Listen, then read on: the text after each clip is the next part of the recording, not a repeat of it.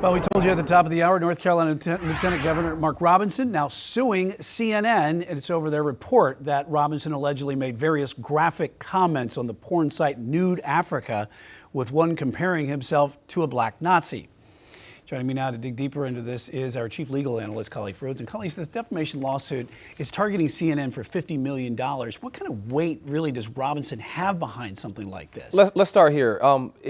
Public figures, and that's what Robinson is. He's a public figure, an elected official. Celebrities are public figures. Elon Musk, Rebel Wilson, Johnny Depp, Taylor Swift, Cardi B, all have successfully sued individuals or corporations for defamation. But the standard is extremely high. If me or you wanted to sue someone, I guess we kind of fall into public figures as well.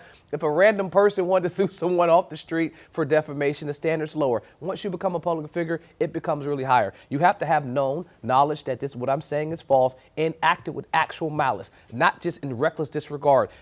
Basically saying, I knew that it was untrue, and I went ahead and published it full force, acting like I had no idea that it was untrue.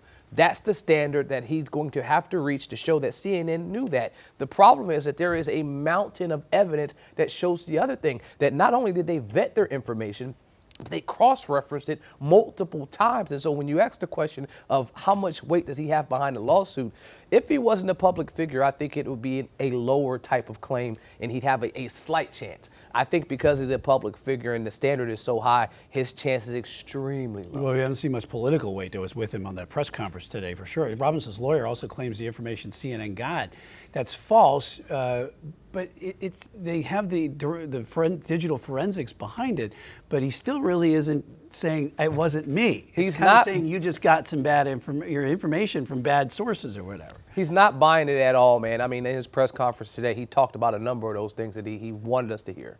Mm-hmm. All right. Well, let's go ahead and listen to this soundbite and go ahead and react to it.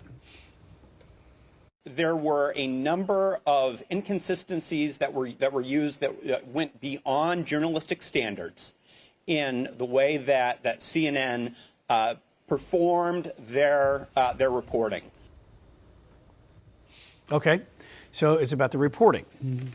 What I can tell you is when I first read the report, I went through all of the report, and I also saw that as an issue because they listed one of the locations, one out of the maybe 10 or 12 that they had. When they cross-referenced, one of them mentioned that this information was cross-referenced through a site who was publicly hacked, and the information was in the public forum. And so I was like, whoa, that's a red flag. You kind of don't want to use information that's out there that's been publicly stolen and known to be stolen to verify your report. If that was the only one, I'd say, yeah, this case is kind of weak. But when you go through the report and you look at actually what's in there, they're cross-referencing his information with his location at the time. They're cross-referencing his personal information that he's placed on there about his mother working at the school, about the type of profession that he had at the time. I mean, his username was exactly the same on all of these individual sites.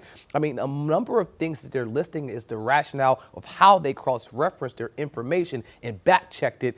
It's not just that one site. So if it was one site, I would be wholeheartedly with them, specifically if that one site was hacked. And the lawyers will be on top of this type of thing as well. But also, Robinson is suing a Greensboro man who allegedly, in that music video, in an interview that Robinson frequented a porn shop that the man once worked at.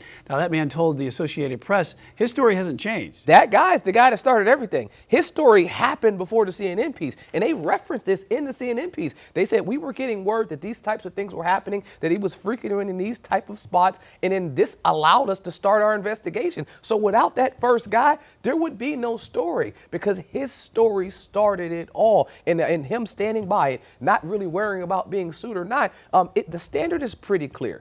Even if you don't like what I've said about you, if what I'm saying is true, and you cannot disprove what I'm saying is true, and you can't prove that I knew at the time when I said it that it was true, then you don't have a case. And you can be offended, you can be hurt, but you can waste money suing if you can't prove that I knew that it was false. Well, that's where we're going to go and see where it goes, especially leading up to November 5th and possibly beyond, whether he wins or not, and whether it goes forward. Chief Legal Analyst, Colleen Rhodes, thanks.